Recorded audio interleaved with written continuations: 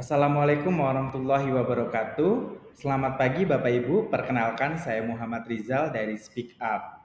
Pada hari ini atau kesempatan kali ini saya ingin mengajak Bapak Ibu, Ayah Bunda untuk melakukan sebuah transformasi khususnya di bidang pembelajaran bahasa Inggris yang nantinya kami dan sekolah akan melakukan suatu kolaborasi untuk melaksanakan English Club.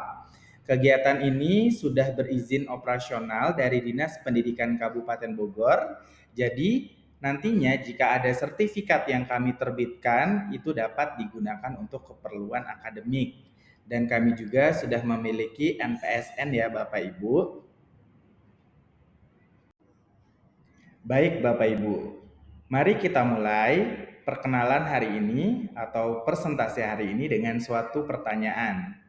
Apakah saat ini waktu yang tepat untuk belajar bahasa Inggris untuk Ananda di sekolah?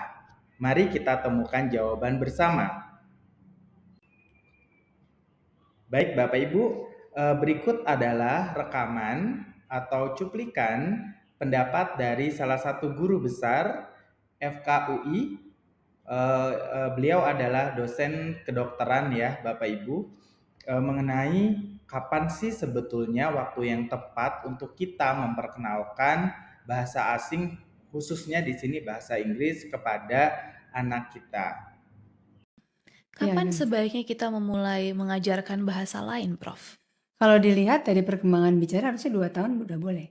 Oke, Tapi bahasa ibunya, apapun itu bahasanya harus sudah mantep. oke, Sudah bisa membuat kalimat 2 kata lah, atau 3 kata gitu ya. oke. Seperti kita sekarang tinggal di Indonesia, lebih baik kita ajarkan dulu bahasa Indonesia dengan baik dan Iya, benar ya, Prof. benar sekali. Mari kita lihat ekspektasi pemerintah untuk pembelajaran bahasa Inggris. Bahwa bahasa Inggris akan menjadi mata pelajaran wajib di tahun 2027-2028. Pertanyaannya adalah apakah Ananda atau peserta didik atau siswa-siswi di sekolah siap untuk mengikuti mata pelajaran bahasa Inggris yang sebelumnya di kurikulum sebelumnya pembelajaran bahasa Inggris ini menjadi mata pelajaran yang tidak wajib ya Bapak Ibu. Jadi mata pelajaran tambahan seperti itu. Tapi nantinya di tahun 2027 itu akan menjadi mata pelajaran wajib. Jadi seluruh peserta wajib belajar bahasa Inggris.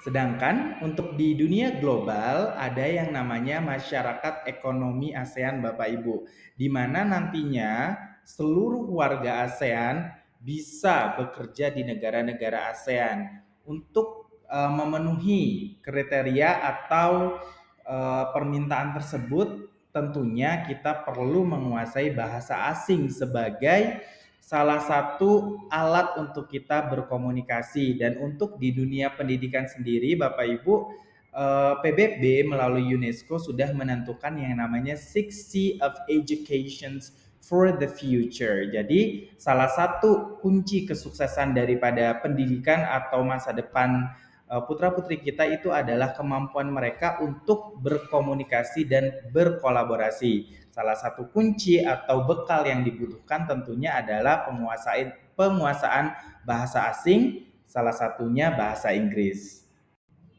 Nah, tadi kita sudah berbicara tentang ekspektasi di dalam negeri maupun ekspektasi global. Mari sekarang Bapak Ibu kita melihat fakta sesiap apa negara kita untuk menghadapi tantangan global tersebut.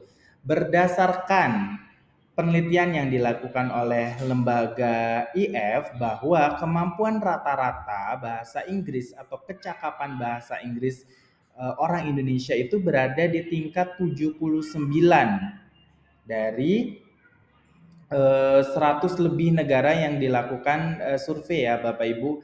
Dan di sini di Indonesia sendiri termasuk low proficiency, di mana kategori rendah. Bahkan kita kalah dari negara Vietnam.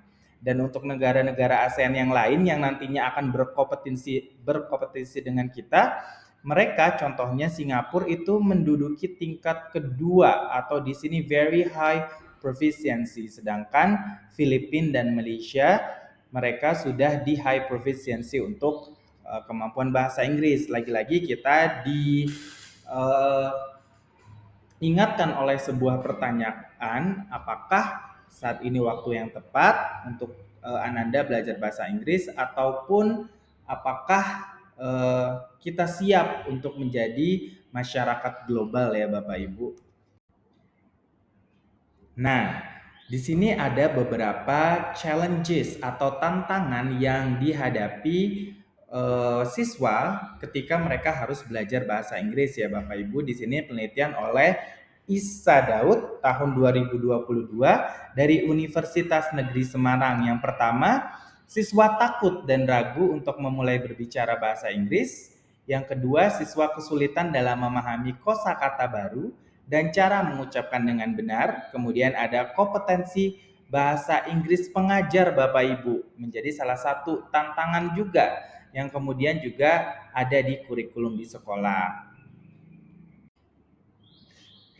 Nah, kita tidak hanya ingin berbicara tentang masalah tentunya ya Bapak Ibu, pasti kita juga ingin mencari solusi bersama. Bagaimana permasalahan-permasalahan yang tadi sudah diungkapkan berdasarkan penelitian itu bisa kita hadapi. Yang pertama, kami di Speak Up berusaha untuk menstimulus siswa-siswi atau peserta kursus untuk terus berbicara bahasa Inggris seperti mereka belajar bahasa ibunya, seperti ketika seorang ibu menstimulasi anaknya untuk berbicara bahasa Indonesia dan bahasa ibu lainnya.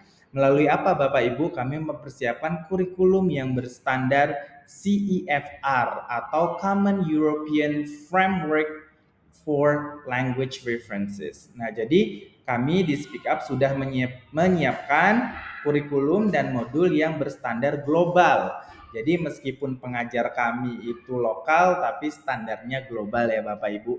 Kemudian kami juga fokus untuk memberikan vocabulary atau kosakata, kemudian mengasah listening dan speaking. Seperti yang tadi kita sudah lihat bahwa salah satu tantangan mereka adalah susah untuk mengucapkan atau berbicara bahasa Inggris. Kemudian untuk kompetensi guru kami juga melakukan training dan kemudian kami juga selalu melakukan assessment. Jadi tidak hanya pesertanya saja yang diuji, tetapi pengajar kami juga diuji dengan standar TOEFL minimal 500 untuk bisa mengajar di Speak Up. Untuk mencapai semua kecakapan tersebut, kami siapkan 32 kali pertemuan per level atau 32 jam sesuai dengan standar global ya Bapak Ibu.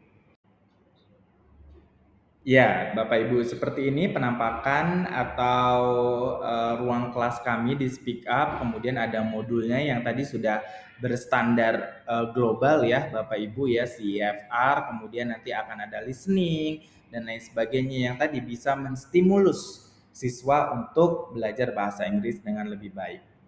1. Backpack. Number 2. Pencil. Number 3. Pen. Number 4. Eraser. Number 5. Lunch. Untuk level SD sendiri atau level dasar, kami mentargetkan untuk peserta itu dapat mencapai di A1 sampai dengan A2 ya Bapak Ibu. Untuk A1 sendiri, peserta diharapkan dapat memahami dan bisa menggunakan bahasa Inggris sehari-hari dengan baik. Kemudian dapat berbicara juga ya, conversation, tapi memang yang masih dasar. Kemudian nanti akan meningkat sesuai dengan jam belajar dan capaian pembelajarannya masing-masing. Baik Bapak Ibu, kami percaya untuk melakukan sebuah perubahan pasti akan ada sesuatu yang dikeluarkan ya Bapak Ibu, atau investasi ya kalau di sini kami bisa bilang. Nah, untuk investasi pendidikannya sendiri, kami ada paket platinum, reguler dan premium. Tapi di sini kami menyarankan untuk menggunakan paket platinum. Karena kenapa paket platinum? Di sini sudah ada buku cetak, kemudian langsung untuk 32 kali pertemuan atau 8 bulan. Kemudian akan ada rapot perkembangan, sertifikat cetak, dan konsultasi perkembangan.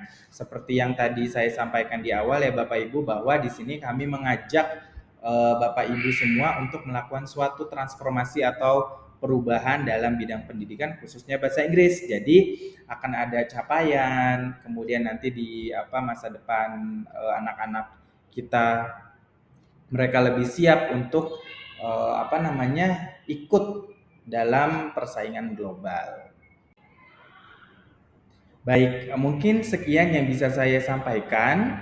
Sebelum saya pamit undur diri, saya akan membacakan atau izinkan saya membacakan sebuah quote dari Benjamin Franklin, salah satu founding father Amerika. Beliau mengatakan, an investment in knowledge pays the best interest. Jadi investasi terbaik adalah investasi di pengetahuan kita. Semoga apa yang kita usahakan hari ini ya Bapak Ibu dapat mempersiapkan masa depan putra-putri kita semua.